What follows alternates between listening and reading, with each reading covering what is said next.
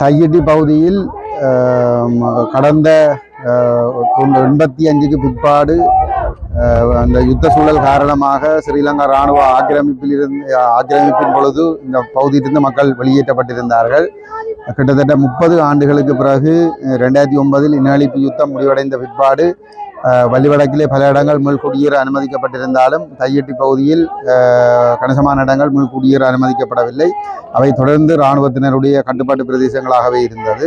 இவ்வாறு இராணுவ கட்டுப்பாட்டில் இருந்த பகுதிக்குள் ஒரு சட்டவிரோத விகாரை கட்டுமானம் ஒன்று கட்டியெழுப்பப்பட்டிருக்கின்றது. இந்த விகாரை கட்டப்படுகின்றது என்கின்ற இதற்காக அடிக்கல் நாட்டப்பட்டிருக்கிறது என்கின்ற ஒரு தகவல் அறிந்த உடனேயே ஒரு 2 நாட்களுக்குள்ளேயே தெல்லிப்பளை பிரதேச செயலகத்தில் நடைபெற்ற ஒருங்கிணைப்பு குழு கூட்டத்திலே அப்பொழுது நாங்கள் பாராளுமன்ற உறுப்பினர்களாக இருந்த நிலையிலே நாங்கள் இந்த விவகாரத்தை நான் பேசு பொருளாக்கி சபையில் இருக்கக்கூடிய அனைத்து தரப்பினரும் சம்மதத்தோடு இந்த சட்டவிரோத கட்டுமானம் குறிப்பாக பிரதேச சபையினுடைய நிர்வாகத்தோடு தொடர்பட்டவர்கள் கட்டிடங்களுக்கு அனுமதி பெறப்படவில்லை என்பதை ஒப்புக்கொண்டிருந்ததோடு தனியார் காணி என்பதையும் அங்கே வெளிப்படுத்தி ஒத்துக்கொண்டார்கள்.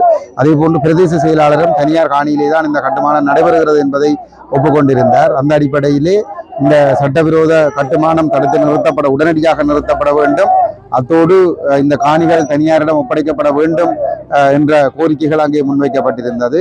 அந்த கோரிக்கைகள் யாழ்ப்பாண மாவட்ட ஒருங்கிணைப்பு குழு கூட்டத்துக்கு பாரப்படுத்தப்பட வேண்டும் என்றும் அங்கே வலியுறுத்தப்பட்டிருந்தது. அதற்கு பிற்பாடு யாழ்ப்பாண மாவட்ட ஒருங்கிணைப்பு குழு கூட்டத்திலே இந்த விடயம் பேசுபொருளாக்கப்பட்டிருந்தது.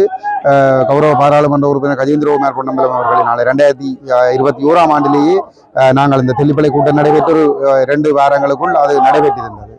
அவ்வாறான அந்த கூட்டத்திலும் கூட அங்கே யாழ் மாவட்ட பாராளுமன்ற உறுப்பினர்கள் எல்லோரும் கலந்து கொண்டிருந்தார்கள். எல்லோருமே இது ஒரு சட்டவிரோத கட்டுமானம் என்பதையும் தனியார் காணியிலே உறுதி காணிகளிலே கட்டப்படுகிறது என்பதும் அது ஒரு ஆக்கிரமிப்பு சின்னமாக கட்டப்படுகிறது, அது தடுத்து நிறுத்தப்பட வேண்டும் என்ற கருத்துக்களை வலியுறுத்தி இருந்தார்கள்.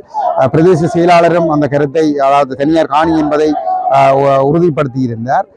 அரசாங்க அதிபர், மாகாண ஆளுநர் மற்றும் அங்கிருந்த இராணுவ அதிகாரிகள் உள்ளிட்ட சகல துறை சார்ந்தவர்களும் இருக்கக்கூடிய வகையிலே அந்த முடிவுகள் எடுக்கப்பட்டிருந்தது.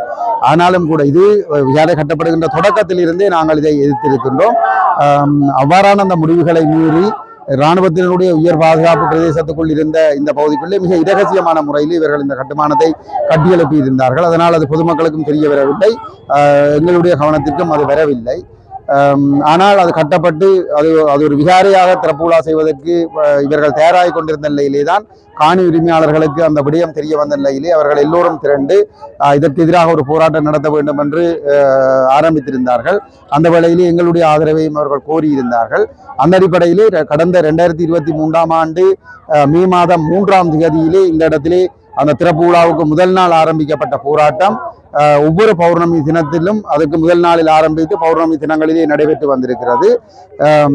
தொடர்ச்சியாக நாங்கள் நாடாளுமன்றத்திலும் இந்த சட்டவிரோத கட்டுமானம் அகற்றப்பட வேண்டும் என்ற கருத்துக்களை நாங்கள் வலியுறுத்தி இருக்கின்றோம். அதே நேரம் பாராளுமன்றத்திலே நடைபெற்ற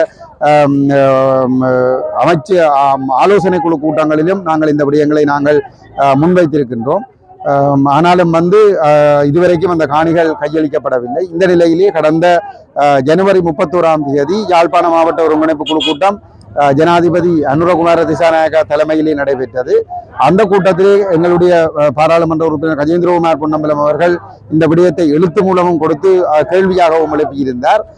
இந்த சட்டவிரோதமான கட்டடம் இது ஆரம்பிக்கப்படுகின்ற ஓரிரு நாட்களிலேயே தெல்லிப்பளை பிரதேச செயல ஒருங்கிணைப்பு குழு கூட்டத்திலே நாங்கள் இதை எதிர்த்து நிறுத்தப்பட வேண்டும் என்ற தீர்மானம் பிரதேச செயல ஒருங்கிணைப்பு குழு கூட்டத்தினாலேயே எடுக்கப்பட்டிருந்தது என்பதும், யாழ்ப்பாணம் மாவட்ட செயலகத்தில் நடைபெற்ற கூட்டத்திலும் இது சட்டவிரோத கட்டுமானம் நிறுத்தப்பட வேண்டும் என்ற முடிவு எடுக்கப்பட்டிருந்தது என்பதனையும் அதிலே ஜனாதிபதி அவர்களுக்கு தெரியப்படுத்தி அந்த முடிவுகளை மீறி இரகசியமான முறையிலே இராணுவ கட்டுப்பாட்டுக்குள் இருந்த பகுதிக்குள் இந்த கட்டுமானம் நடைபெற்றிருக்கிறது. ஆகவே இது சட்டத்தின் ஆட்சியை நீங்கள் நடைமுறைப்படுத்துவது என்று சொன்னால் இந்த சட்டவிரோத கட்டுமானத்தை அகற்றி இந்த காணிகளை தனியாரிடம் ஒப்படைப்பதற்கு நடவடிக்கை எடுக்க வேண்டும் என்று கேட்டிருந்தார். ஆனால் துரதிருஷ்டவசமாக மக்களுடைய நலன்களை பேண வேண்டிய வடக்கு மாகாண ஆளுநர், அதுவும் முன்னாள் யாழ்ப்பாண மாவட்ட அரசாங்க அதிபராக இருந்தவர், மக்கள் மத்தியிலே ஒரு மிகுந்த நன்மதிப்பை கொண்டிருந்த வேதநாயகன் ஐயா அவர்கள் ஒரு உண்மைக்கு புறம்பான ஒரு கருத்தை அந்த இடத்திலே ஜனாதிபதிக்கு சொல்லியிருந்தார். அதாவது மக்கள் அந்த விகாரைக்கு பதிலாக மாற்றுக்காணியை பெற்றுக்கொள்வதற்கு சம்மதம் தெரிவித்திருக்கிறார்கள் என்று சொல்லி.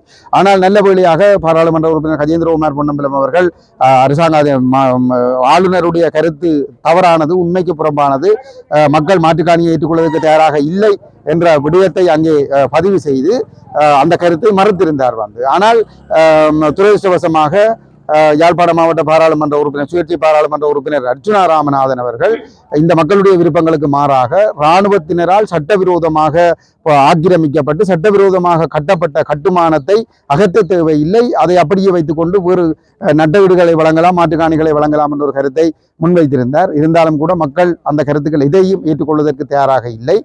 இந்த நிலையிலே தான் இந்த விடயம் மேலும் ஒரு பேசுபொருளாக இருக்கிறது. அதிலும் குறிப்பாக அகில இலங்கை பௌத்த சம்மேளனம் என்ற ஒரு அமைப்பினுடைய தலைவர் ஒரு கடிதம் ஒன்றை அரசாங்க அதிபருக்கு அனுப்பியிருக்கிறார். அதிலே ஏற்கனவே தாங்கள் 8 ஏக்கரை அளந்திருப்பதாகவும் இன்னும் 14 ஏக்கர்கள் அவர்களுக்கு தேவை என்ற அடிப்படையிலே அவருடைய கடிதம் அமைந்திருக்கிறது என்று சொன்னால், இது இந்த பிரதேசம் முழுவதையும் அவர்கள் ஒரு பௌத்த சிங்களமயமாக்குகின்ற ஒரு நோக்கத்தோடு அந்த கடிதத்தை எழுதியிருப்பதை அந்த கடிதத்தின் ஊடாக அறிந்து கொள்ளக்கூடியதாக இருக்கிறது. இது மக்கள் மத்தியிலே பெருத்த ஒரு அச்சத்தையும் பயத்தையும் கோபத்தையும் ஏற்படுத்தி இருக்கிறது. என்னென்னு சொல்லி சொன்னால், ஏற்கனவே இந்த அவர்கள் பிடித்து வைத்திருக்கிற 120 பரப்பு காணிகளையும் விட வேண்டும் என்று சொல்லி மக்கள் போராடி கொண்டிருக்கின்ற பொழுது அதற்கு மேலதிகமாக இன்னும் பல ஏக்கர் காணிகளை தங்களுக்கு அது கிடைக்க வேண்டும் என்று அவர் அரசாங்க அதிபருக்கு கடிதம் எழுதுகிறார் என்று சொன்னால், இந்த பிரதேசம் முழுவதையும் அவர்கள் கையகப்படுத்த போகிறார்கள் என்பதைத்தான் அது காட்டுகிறது. அந்த இடத்திலே தான் பல்வேறுபட்ட அமைப்புகளும் பல்வேறுபட்ட அரசியல் கட்சிகளும் இந்த தையிட்டி மக்களுடைய போராட்டத்துக்கு ஆதரவு தெரிவித்து அறிக்கைகளை வெளியிட்டிருக்கின்றார்கள். பல்வேறுபட்ட தரப்பினரும்